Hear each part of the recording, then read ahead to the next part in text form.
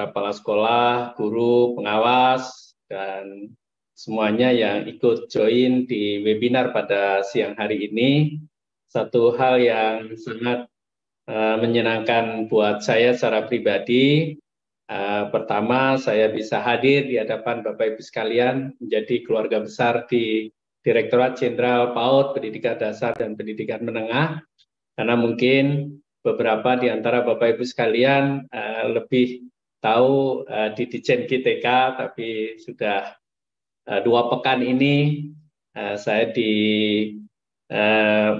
ditugaskan untuk ikut menjadi bagian dari keluarga besar Ditjen PDM.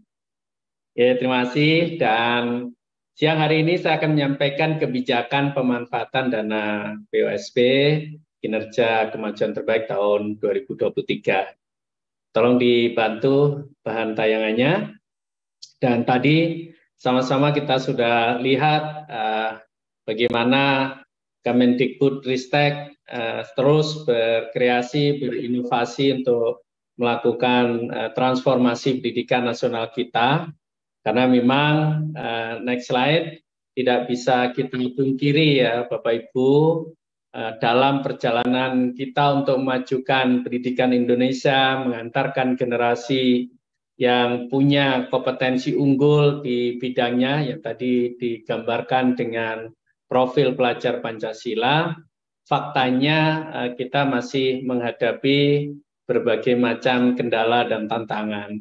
Kalau kita lihat dari capaian skor PISA saja, kita sudah bisa dengan mudah melihat bagaimana kemampuan membaca anak-anak kita ya, dari 77 negara yang disurvei, yang dinilai, kita berada di peringkat 72 ya, sangat rendah. Untuk matematika pun juga seperti itu, di bidang sains ya nggak beda-beda jauh, meskipun sedikit lebih baik ya.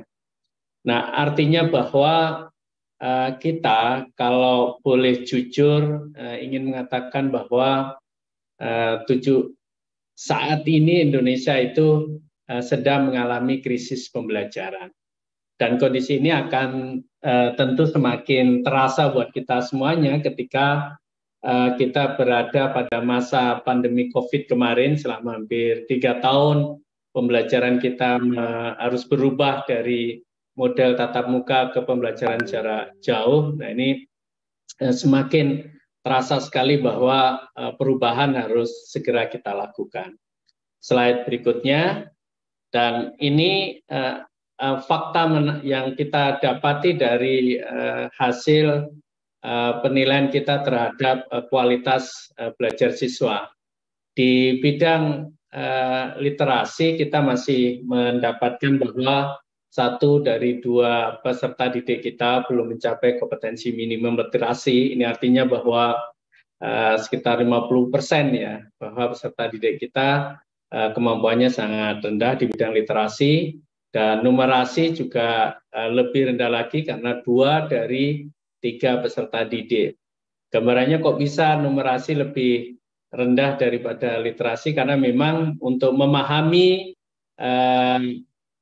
pengerjaan teknis yang terkait dengan numerasi ini memang dibutuhkan kemampuan literasi yang bagus, sehingga memang literasi ini tidak bisa berlama-lama untuk kita diamkan, ya, untuk tidak segera kita tangani secara baik ya Bapak Ibu sekalian.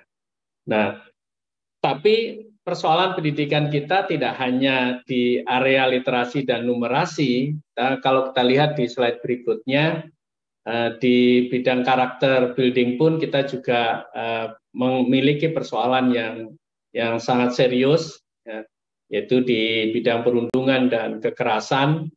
Data kita menunjukkan bahwa 24,4% peserta didik berpotensi mengalami insiden perundungan di satuan pendidikan, dan ini datanya dalam 1 tahun terakhir. Kemudian 22,4% peserta didik menjawab pernah pada pertanyaan survei yang menunjukkan potensi insiden kekerasan seksual.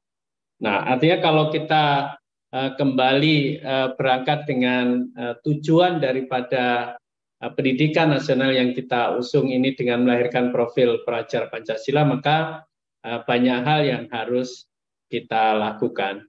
Slide berikutnya. Nah, pertama yang harus menjadi concern kita dalam melakukan transformasi satuan pendidikan ini bahwa kita harus sudah mulai merubah mindset dari para guru kita dengan mengarahkan bahwa layanan pendidikan yang kita berikan ini harus selalu berpihak kepada tumbuh kembang murid. Penting bagi para guru yang tadi disampaikan oleh Pak Kepala Badan bahwa kita harus bisa mengembangkan seluruh potensi yang dimiliki oleh anak tersebut apapun karakteristiknya. Ya. Tidak boleh karena ada hambatan fisik, akademik, kognitif dan sebagainya kemudian menyebabkan anak-anak itu tidak bisa berkembang secara optimal. Kemudian yang kedua yang menjadi penting harus kita lakukan bagaimana kita terbiasa melakukan perencanaan, melaksanakan program yang didasari dengan data yang kuat. Sehingga kita perlu membudayakan kepada satuan pendidikan kita untuk melakukan refleksi tapi dengan berbasis data. Evaluasi pembelajaran yang dilakukan oleh seorang guru pada peserta didik hendaknya bisa menemukan titik kekurangan dan kelemahan dari setiap pembelajaran yang didapatkan dan kemudian tumbuhlah inovasi dan kreativitas untuk melakukan langkah-langkah yang lebih baik. Kemudian yang ketiga, peningkatan hasil belajar murid diarahkan kepada kompetensi fondasi, dalam hal ini adalah literasi, numerasi, dan karakter, sesuai dengan kompetensi yang dibutuhkan oleh seseorang untuk bisa kuat, bisa tangguh, bisa survive di era perubahan yang begitu sangat cepat kejadiannya di era teknologi informasi seperti yang kita rasakan ini. Nah, yang keempat yang juga menjadi penting bagaimana kita bisa menciptakan anak-anak kita agar bisa belajar dengan bahagia di sekolah, karena kalau dia sudah bahagia, maka guru akan bisa mengembangkan potensinya secara optimal. Sehingga perlu bagi kita untuk menciptakan sebuah ekosistem belajar yang baik di sekolah kita, bagaimana agar satuan-satuan pendidikan ini bisa menjadi lingkungan belajar yang aman, nyaman, menyenangkan, dan inklusif. Ya, sebuah lingkungan belajar yang bisa menerima berbagai macam bentuk keberagaman.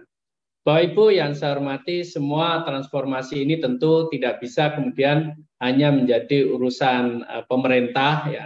Tidak bisa kita hanya menyerahkan kepada Kemdikbudristek atau kepada Pemda, ya.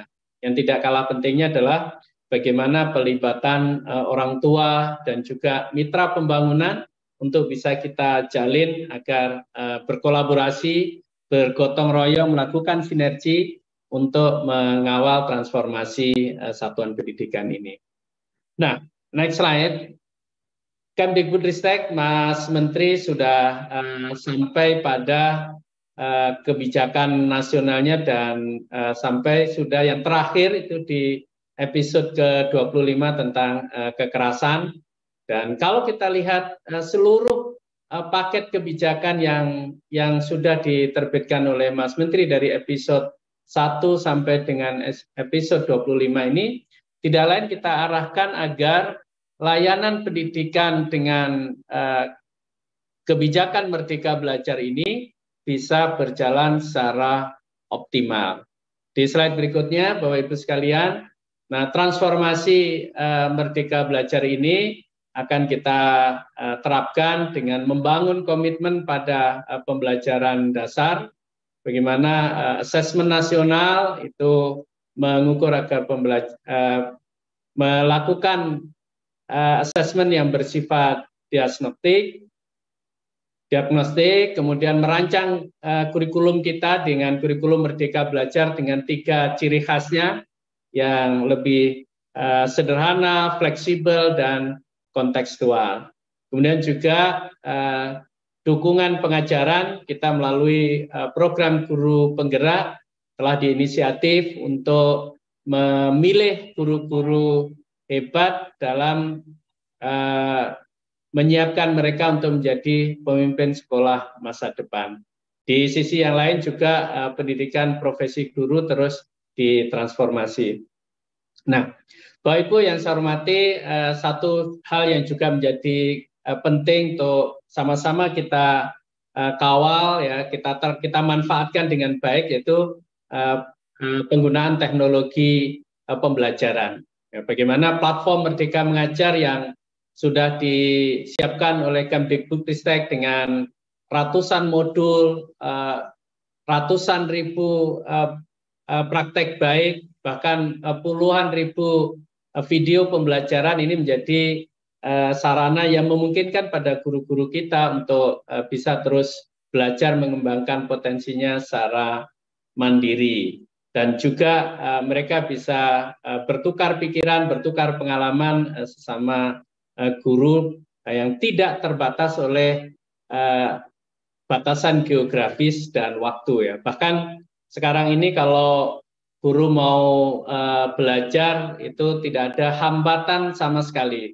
Ya, konten-kontennya tersedia banyak, kemudian cara belajarnya juga sudah sangat menarik disajikan di dalam platform Merdeka Mengajar. Tinggal butuh komitmen dan kesungguhan dari para guru, para kepala sekolah, para pengawas untuk bisa terus mengembangkan dirinya. Nah, Bapak Ibu yang saya hormati, di slide berikutnya tentu transformasi itu terus akan kita kembangkan, kita fasilitasi agar kemudian satuan-satuan pendidikan kita ini tidak memiliki kendala yang besar, dan kita terus mendorong, memancing atau memotivasi pada guru-guru kita untuk menunjukkan kinerja yang terbaik. Dan salah satu upaya yang dilakukan adalah memberikan apresiasi kepada para satuan pendidikan melalui pemberian dana bantuan operasional satuan pendidikan yang sekarang ini dengan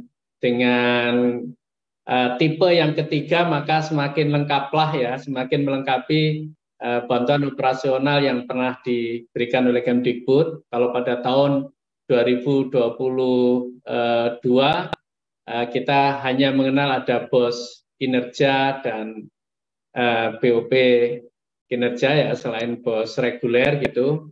Maka di tahun 2023 ini ditambahkan ada BOP untuk kinerja bagi sekolah yang berkemajuan terbaik, yang tadi banyak dijelaskan filosofinya oleh Pak Kepala Badan, dan diperuntukkan bagi satuan pendidikan formal maupun yang kesetaraan.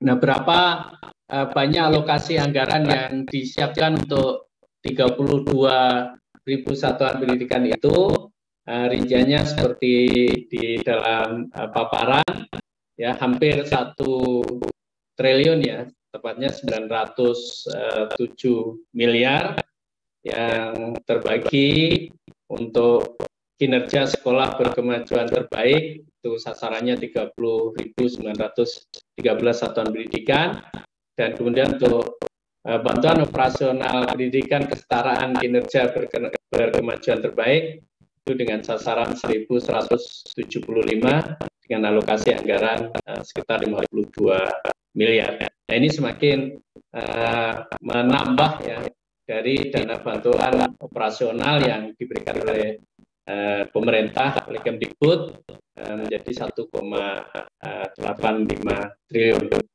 Nah, untuk apa saja penggunaannya dan siapa saja yang diberikan bantuan ini, maka kalau BOS kinerja sekolah terbaik itu diperuntukkan bagi sekolah penggerak agar bisa melakukan transformasi sekolah dengan pergerakan 1 sampai 2 ke tahap yang lebih baik lagi. Dan komitmen dari Kemdikbudristek, program sekolah penggerak ini diterapkan atau dijalankan dalam kurun waktu 3 tahun ajaran. Dan salah satu intervensi yang kita berikan ini adalah dengan memberikan kepada sekolah-sekolah yang sudah ditetapkan sebagai sekolah penggerak, dan juga sekolah tersebut adalah penerima dana BOS maupun BOP reguler. Jadi ini sebuah bantuan tambahan yang operasional tambahan yang diperuntukkan kepada sekolah penggerak. Kemudian yang kedua, yang di tengah itu bukan sekolah penggerak, tetapi sekolah tersebut menunjukkan prestasi yang baik, diantaranya dengan pernah memperoleh paling sedikit 1 penghargaan atau medali atau sertifikat prestasi pada ajang talenta di tingkat provinsi, nasional, dan atau internasional, itu.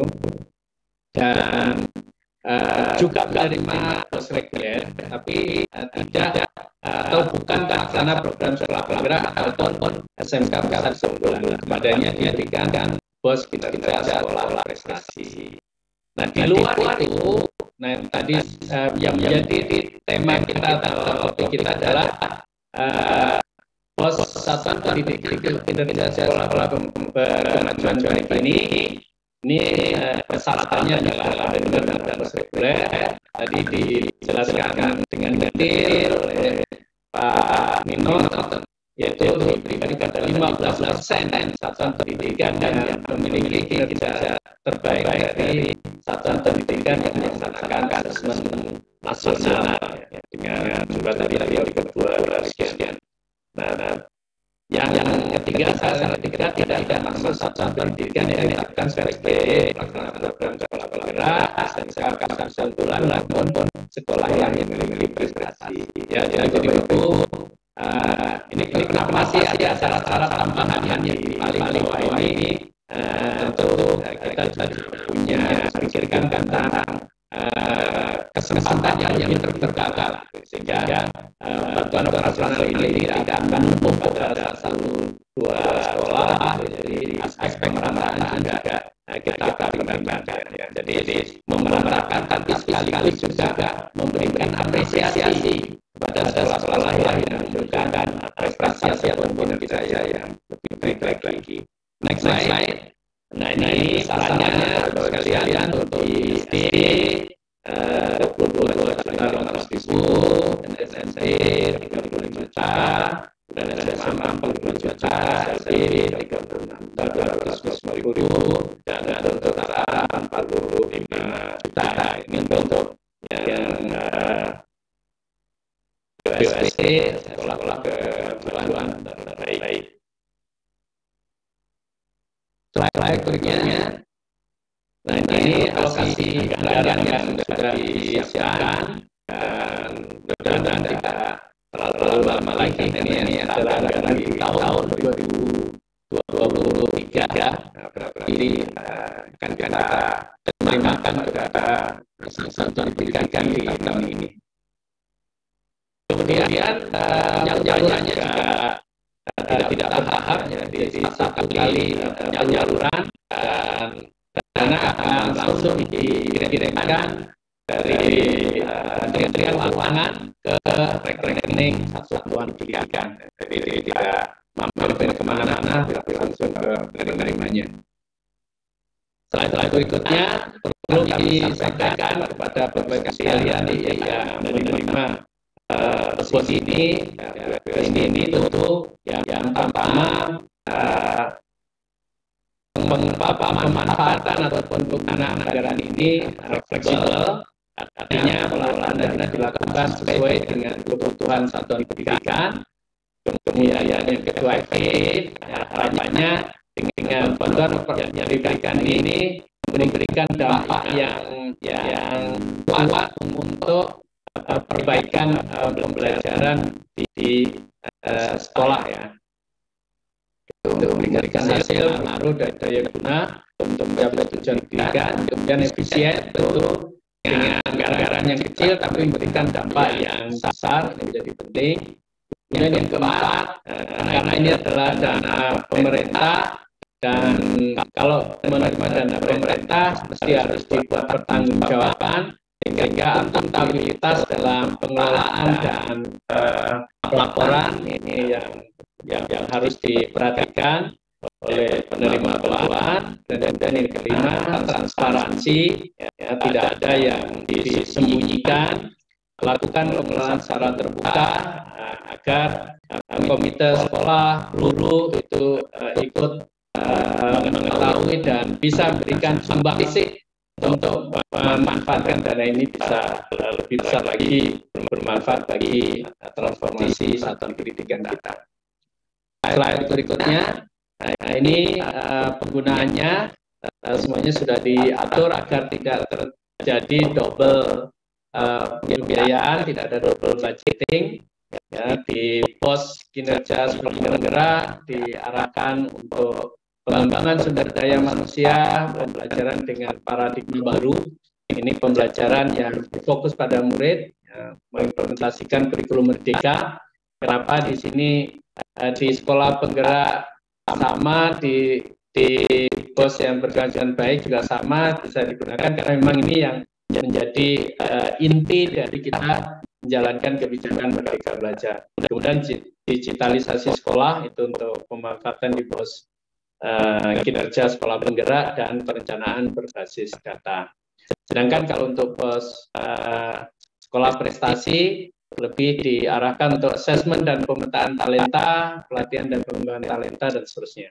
Nah, yang BOSP untuk sekolah berkemajuan terbaik, nah difokuskan untuk lebih memperkuat implementasi dari pembelajaran dengan paradigma baru dan perencanaan berbasis data. Nah, jenis-jenis kegiatan yang bisa dilakukan, next slide, contohnya, kalau untuk fasilitasi penguatan kompetensi dan pengembangan karakter, jenis kegiatannya bisa penyelenggaraan sosialisasi kurikulum, pelatihan sumber belajar untuk guru dan kepala sekolah, dan seterusnya. Ya, kemudian masih dalam komponen pembelajaran dengan paradigma baru, contohnya untuk fasilitasi evaluasi pembelajaran berbasis rapor pendidikan. Nah, nanti contoh kegiatan yang bisa dibiayai dengan bantuan ini adalah pertemuan rutin dan refleksi berkala dengan mitra pembangunan atau komunitas belajar. Ya, komunitas belajar sebagai aktivitas belajar, diskusi, kolaborasi, dan refleksi dari para guru dan kepala sekolah. Kemudian slide berikutnya, contoh yang lain, untuk perencanaan berbasis data pada satuan pendidikan, contoh aktivitasnya adalah, kalau untuk penguatan manajemen tata kelola satuan pendidikan, antara lain misalkan kegiatan refleksi, kemudian yang dilakukan secara menyeluruh dengan melibatkan seluruh ekosistem, guru, siswa, komite sekolah, orang tua, kemudian buat tata tertib yang bisa secara jiwa dan emosional dipegang teguh oleh para warga sekolah, ini juga perlu dilakukan. Kemudian untuk koordinasi satuan pendidikan dengan pemangku kepentingan, itu termasuk yang bisa dilakukan. Kemudian yang contoh yang kedua, untuk penguatan kapasitas sumber daya tata kelola satuan pendidikan, contohnya untuk melakukan pelatihan, melakukan identifikasi atau survei evaluasi diri satuan pendidikan. Kemudian lini masanya kira-kira semacam ini, dari Agustus ini menjadi bulan untuk penetapan dan penyaluran, dan kita sekarang di tanggal 22, ya, mudah-mudahan ini bisa kita terapkan, karena tidak sulit penyalurannya, karena dari RKUN langsung ke rekening satuan pendidikan. Kemudian bulan September itu Desember, Oktober, November ini bisa 3 bulan bisa menjadi waktu bagi nanti 30.000 penerima bantuan itu untuk melakukan proses pelaksanaan atau realisasi belanja. Kemudian Desember ini sudah mulai hati-hati karena di Desember ini kita harus sudah mulai siap-siap untuk membuat laporan gitu. Dan harapannya di awal Januari 2024 itu laporan sudah siap untuk dikirimkan. Saya kira itu Mas Tora dan Bapak Ibu sekalian, paparan lebih detail dari kebijakan untuk penyaluran BUSP kinerja kemajuan terbaik ini bisa saya sampaikan, dan mudah-mudahan ini memberikan kontribusi dan manfaat yang besar untuk kita bisa memastikan transformasi pendidikan kita, transformasi pembelajaran kita, ini bisa kita jalankan bersama-sama. Terima kasih. Terima kasih Pak Ses, luar biasa ini dari